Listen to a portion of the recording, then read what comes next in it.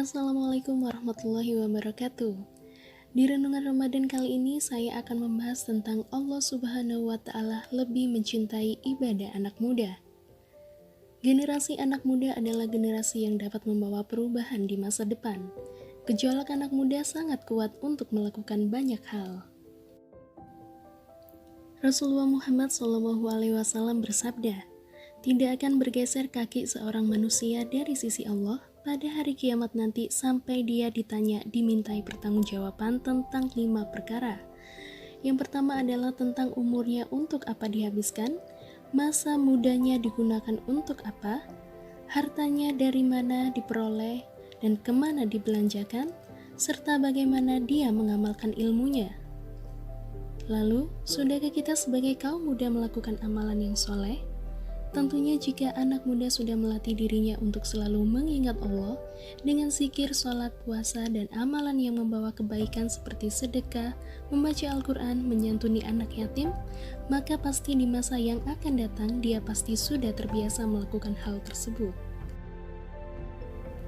Jadikan diri kita sebagai contoh kaum muda lainnya, tidak ikut-ikutan melakukan hal yang sia-sia. Oh, masih muda nih, santai. No, kita akan terlambat. Waktu kita hanya sedikit di dunia, tempat kita sesungguhnya adalah di akhirat kelak. Jangan takut dibilang tidak gaul, ingat yang ditanya di kemudian hari adalah masa mudanya untuk apa, bukan masa tuanya. Banyak sekali orang-orang yang sudah beruban, mereka sangat menyesali kehidupannya yang lalu. Jadi, kenapa kita sebagai kaum muda tidak berlomba-lomba mendapat ridho dari Allah Subhanahu wa Ta'ala? Allah Maha mendengar dan Maha melihat. Jika masa muda kita gunakan untuk berzikir, kenapa tidak? Kenapa harus menunggu tua? Dan kita tidak pernah tahu umur seseorang. Marilah kita membiasakan untuk berzikir kepada Allah Subhanahu wa Ta'ala, mengucapkan La ilaha illallah, tiada Tuhan selain Allah. Jika kita sering berzikir kepada Allah, maka pasti Allah lah yang akan mengarahkan hidup kita. Jangan sampai terlambat hingga menua karena kesibukan yang tidak berfaedah. Kesibukan mengurus duniawi tidak akan pernah selesai hingga kita tiada.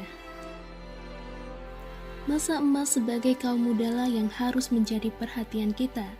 Masa di saat gejolak nafsu sangat dahsyat, tapi di saat itu pula kita gunakan untuk ibadah kepada Allah Subhanahu wa Ta'ala dan zikir kepadanya.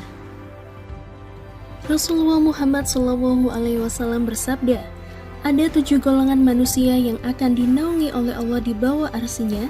Pada hari itu tidak ada naungan kecuali naungan Allah. Golongan tersebut adalah pemimpin yang adil, pemuda yang tumbuh di dalam beribadah kepada Allah, seseorang yang hatinya senantiasa terpaut dengan masjid-masjid, 2 orang yang saling mengasihi karena Allah, mereka bertemu dan berpisah karena Allah, seseorang laki-laki yang diundang oleh seorang perempuan yang berkedudukan dan berwajah elok untuk melakukan kejahatan, tetapi dia berkata, "Aku takut kepada Allah." Yang keenam adalah seseorang yang memberi sedekah tetapi dia merahasiakannya. Dan yang terakhir adalah seorang yang mengingat Allah di kala sendirian sehingga menetes air matanya.